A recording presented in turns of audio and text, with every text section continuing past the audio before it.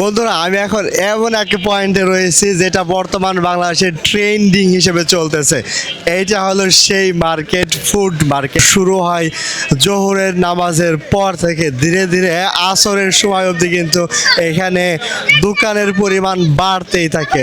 এইটা মূলত চকবাজার শাহী জামে মসজিদের সামনেই রয়েছে। দেখেন এক একজনের হাতে এক এক রকমের আইটেম খাবার রয়েছে এবং এগুলোই কিন্তু ঢাকার ঐতিহ্যবাহী খাবার হিসেবে পরিচিত। অনেকেই ঢাকার ঐতিহ্যবাহী খাবারের পাশাপাশি বিভিন্ন বিদেশি, দেশি বিদেশি খাবার বা বিভিন্ন আঞ্চলিক খাবারগুলো এখানে উঠিয়েছেন। বিশেষ করে এখানকার খাবারের মধ্যে রোস্ট বা চিকেন যে আইটেমগুলো রয়েছে, এই আইটেমগুলো কিন্তু সবচেয়ে বেশি চলে এইখানে। তো দেখেন এক একজন, বিশেষ করে মুরগি রয়েছে, চিকেনের বিভিন্ন ধরনের আইটেম রয়েছে, মিষ্টি আইটেম রয়েছে এবং অন্যান্য খাবার আইটেম কিন্তু এইখানেই পাওয়া যায়। দেখেন আমার সামনে কি ভিড়, একাধারে মানুষ আসতেছেন এবং এই প্রোডাক্টগুলো কিনতেছেন। কত বড় বড় এক একটা রুটি দেখেন, এই না রুটি বানানো হয়েছে, কিছুটা বাদাম দিয়ে বানানো হয়েছে, তিল দিয়ে বানানো হয়েছে। আর এই জিলাপির কথা কি বা বলো, দেখেন কত বড় বড় জিলাপি দেখেন। তো সেই সাথে চিকেন আইটেম সহ দুধের তৈরি বিভিন্ন ধরনের আইটেম রয়েছে। আচ্ছা এখন একটু কিছু চিকেনগুলো দেখেন মুরগিগুলো কীভাবে সুন্দর করে সাজানো হয়েছে। সেই সাথে এইটা কিন্তু কয়েল পাখির রোস্ট তৈরি করা হয়েছে এইখানে। আবার দেখেন কাবাব আইটেমের মধ্যে মুরগি হোক, খাসি হোক বা বিভিন্ন মাংসের কাবাব কিন্তু এইভাবে সাজিয়ে রাখা হয়েছে।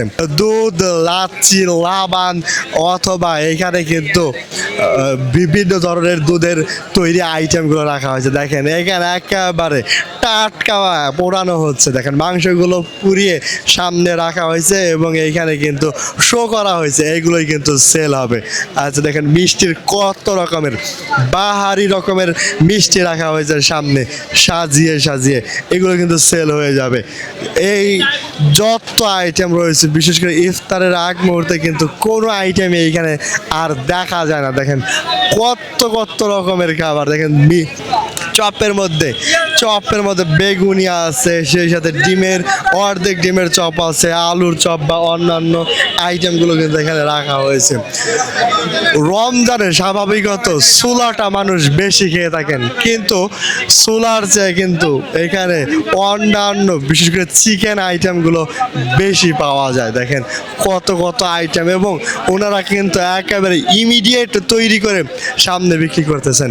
আর দেখেন নান্দনিকতার শীর্ষে কিন্তু ডিজাইনে প্রকাশ পেয়ে থাকে। দেখেন খাসির রানগুলো কিভাবে সুন্দর করে সাজিয়ে রাখা হয়েছে সামনে। তো এই রানগুলো কিন্তু এখান থেকে এইভাবে সেল হবে। দেখেন মুরগির কাবাব করা হয়েছে এবং রোস্ট করা হয়েছে, সেই সাথে কয়েল বাকি থাকে। আর খাসির রানগুলো দেখেন কত বড় বড় রান রাখা হয়েছে এখানে। বাজারের খাবার সম্পর্কে যা বলতাম, দেখেন কত রকমের আইটেম রয়েছে আমার পেছনে।